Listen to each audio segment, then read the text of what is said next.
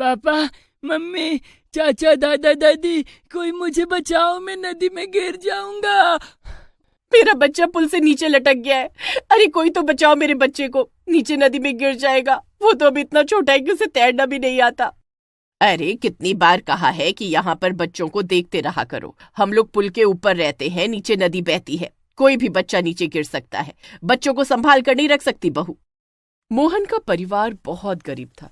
वो अपनी पत्नी रागिनी, अपने 7 साल के बेटे पिंकू, अपने माता पिता और अपने छोटे भाई के साथ पुल के ऊपर तंबू बनाकर रहता था, क्योंकि वो पुल इतना पुराना हो चुका था कि वहां कोई आता जाता नहीं था। जितनी देर में वो लोग उसे बचाने आए, पिंकू नदी में जा गिरा। अरे तुम लोग यहाँ आपस में बहस ही करते रहे। वो देखो, मेरा पोता नदी में गिर गया। मोहन का बेटा नदी के अंदर डूब रहा था और मदद के लिए गुहार लगा रहा था। पापा बचाओ, चाचा बचाओ, मैं डूब रहा हूँ, कोई तो मुझे बचा लो। भैया, पिंकू तो डूब रहा है, मुझे तैरना आता है, मैं उसे बचाता हूँ। नदी का बहाव बहुत तेज था। तभी अचानक तेज तूफान आने लगा। आसमान में बादल काले हो गए और बर्फ के ओले भी गिरने लगे। राहुल ने आव देखा न था, उसने नदी में छलांग लगा दी और किसी तरह तूफान का सामना करते हुए पिंकू को नदी के किनारे ले आया। पिंकू, तुम्हें पुल के किनारे आने की क्या जरूरत थी? चाचू, आज के बाद ऐसा नहीं करूँगा, लेकिन मेरा भी मन करता है इधर उधर बाहर घूमने का।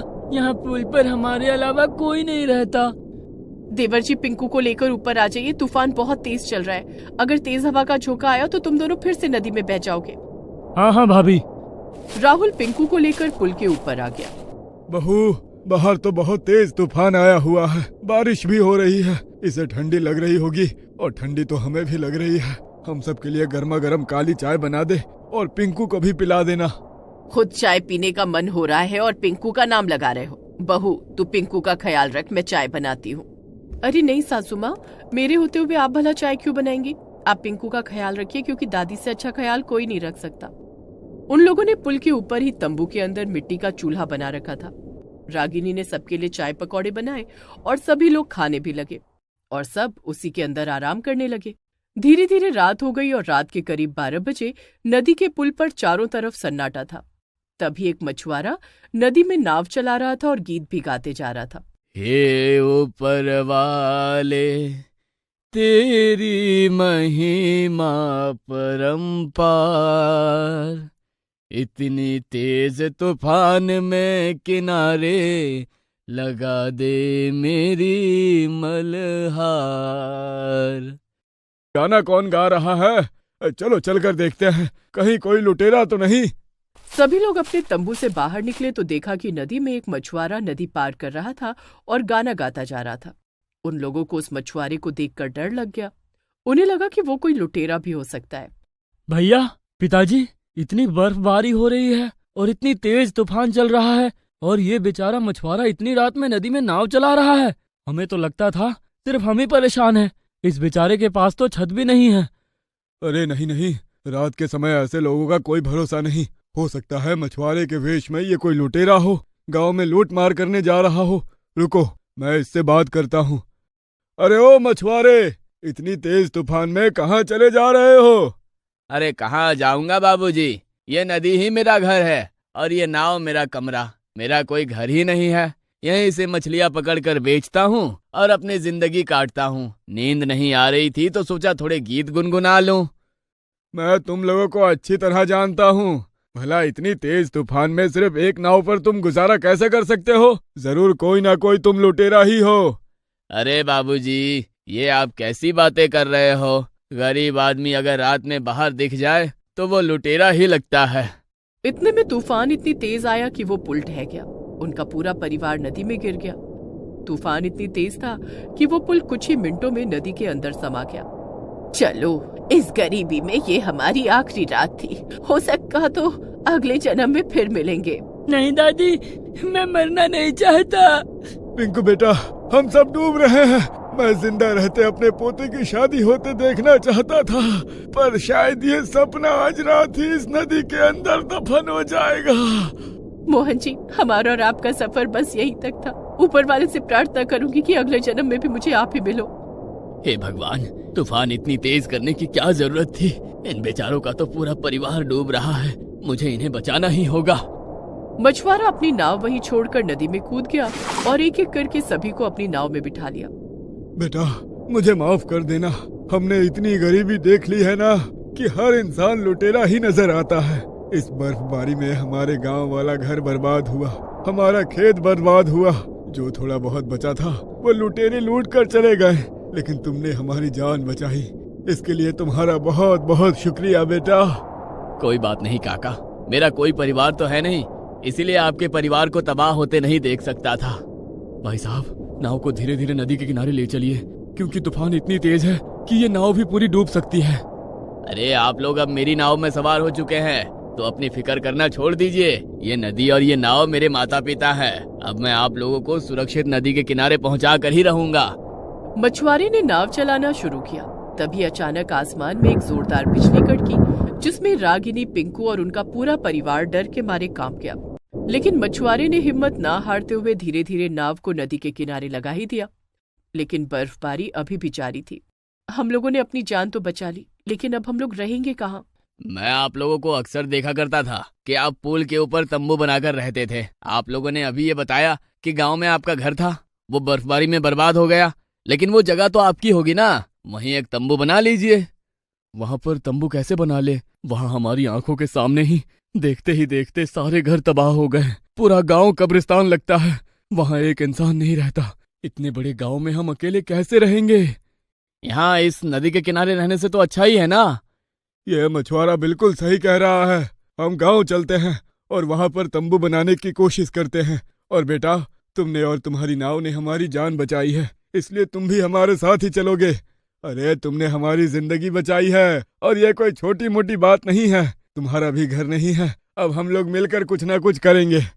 मछुआरा उनके परिवार के साथ उनके गांव पहुंच गया।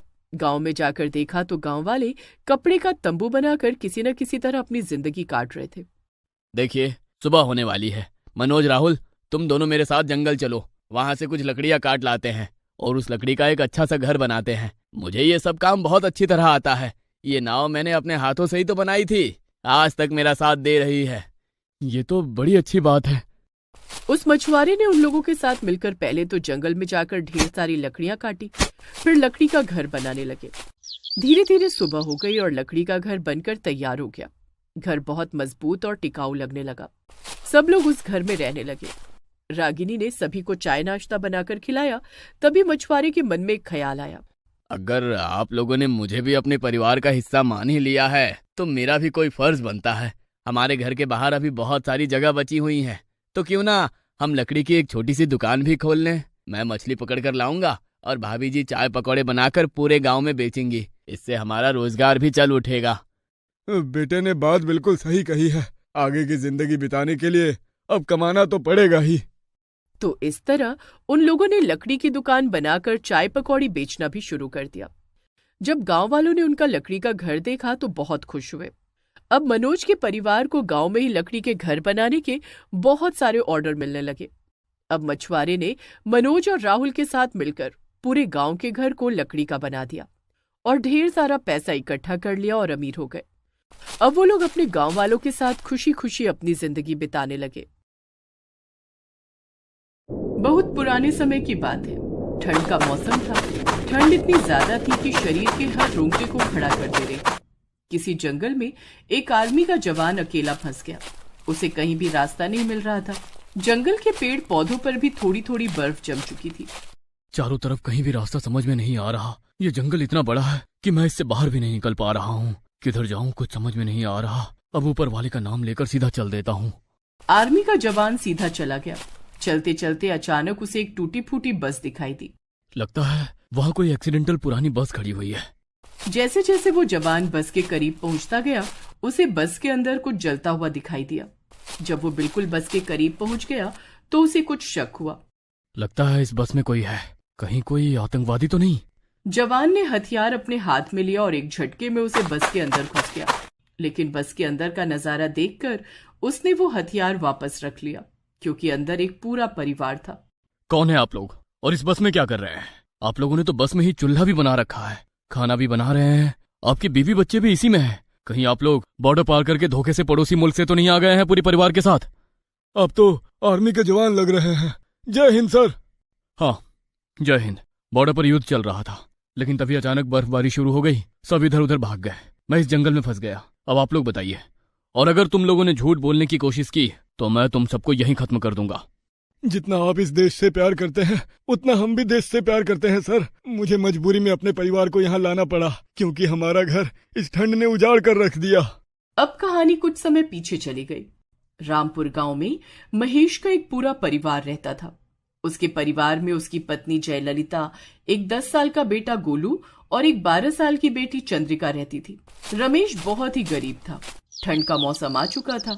वो लोग एक कपड़े से बनी झोपड़पट्टी में रहते थे। जयललिता, पिछले 1 महीने से काम ढूंढ रहा हूँ, पर इस ठंड में कहीं काम नहीं मिल रहा। अपने माँ बाप की ये सब बातें गोलू और चंद्रिका ने सुन ली। गोलू, चल बाहर खेलने चलते हैं। गोलू और चंद्रिका घर के बाहर जाने लगे, लेकिन तभी उसकी माँ ने उन दोनों को रोक लिया। बाहर बहुत ठंड पड़ रही है। इतनी ठंड में बाहर खेलने जा रहे हो तुम लोग? ठंड लग जाएगी। अभी तो खाने के पैसे नहीं है, फिर दवाई कैसे कराएंगे हम लोग तुम्हारी? माँ, हम लोग ज्यादा दूर नहीं जाएंगे, बस घर के बाहर ही खेलेंगे। इसके बाद गोलू और चंद्रिका घर के बाहर चले गए। थोड़ी दूर पहुंचने के बाद चंद्रिका ने गोलू से कहा, गोलू, तुझे भूख लग रही होगी ना? हाँ, लगी तो है। यहाँ पर बहुत साफ सुथरी अच्छी मिट्टी पड़ी हुई है। ऐसा कर, थोड़ी मिट्टी तू उठा ले और थोड़ी मिट्टी मैं उठा लेती हूँ। दीदी, हमारे अब इतने बुरे दिन आ गए हैं कि हम मिट्टी खाकर अपना गुजारा करेंगे। अरे गोलू, हम लोग मिट्टी नहीं खाएंगे। जितना कहा है उतना कर, बाकी तुझे बाद में पता चल जाएगा। चंद्रिका और गोलू ढेर सारी मिट्टी लेकर थोड़ी ही देर बाद घर वापस आ गए। उसके बाद चंद्रिका ने मिट्टी को पीस लिया। उसकी माँ ये सब देख रही थी। चंद्रिका, हम लोग इतने परेशान हैं और तुम मिट्टी के खिलौने बना रही हो।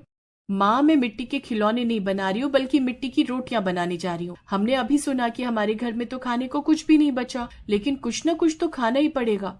उन लोगों ने 2-3 दिनों से खाना नहीं खाया था। उसके पिता को खुद पर बहुत गुस्सा आ रहा था। अगले दिन महेश काम ढूंढने के लिए घर से बाहर निकला और आसमान की तरफ देखकर बोला, हे भगवान, तू गरीबों के साथ इतना अन्याय क्यों करता है? और अगर करता है तो करता रहे, हमें कोई परवाह नहीं, लेकिन इस तरह अपने बच्चों को घूट घूट कर जीता हुआ मैं नहीं देख सकता। यही प्रण लेकर महेश काम ढूंढने निकल गया। ठंड इतनी तेज पड़ रही थी कि वो थर थर कांप रहा था। उसकी बीवी और बच्चे भी उस झोपड़ी में कांप रहे थे। खैर, कुछ देर बाद महेश को गांव से दूर एक फैक्ट्री दिखाई दी, जिसमें कुछ लोग ट्रकों पर सामान लूट कर रहे थे। महेश भागकर उनके पास गया। मुझे यहाँ पर कोई काम मिल सकता है क्या? मैं कुछ भी करने को तैयार हूँ।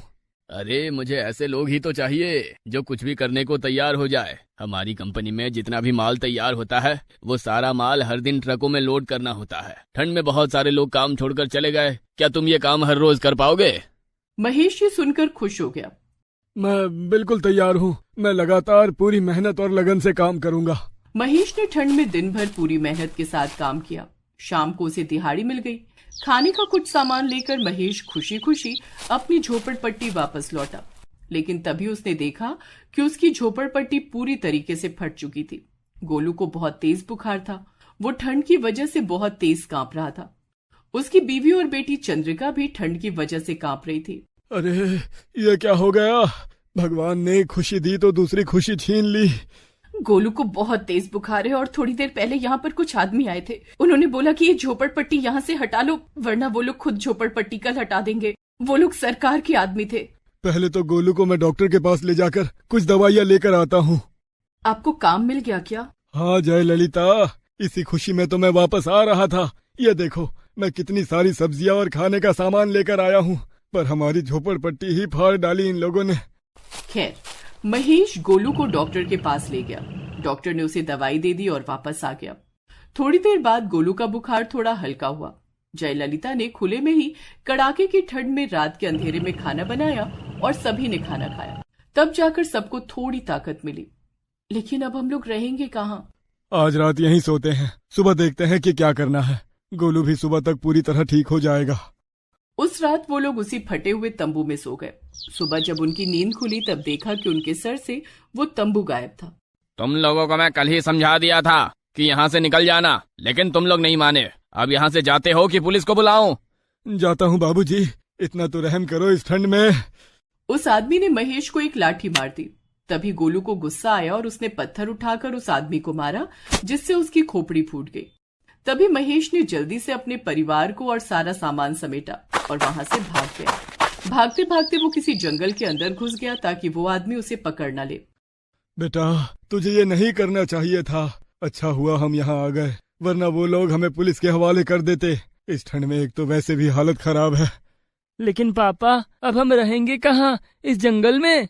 बेटा, हम गरीबों का कोई ठिकाना नहीं रहता। हमें कहीं ना कहीं रहने का इंतजाम तो करना ही पड़ेगा। अभी 6 बजे हैं और 10 बजे मुझे काम पर पहुंचना होगा। नया नया काम मिला है, छूट जाएगा तो भूखे मर जाएंगे हम लोग।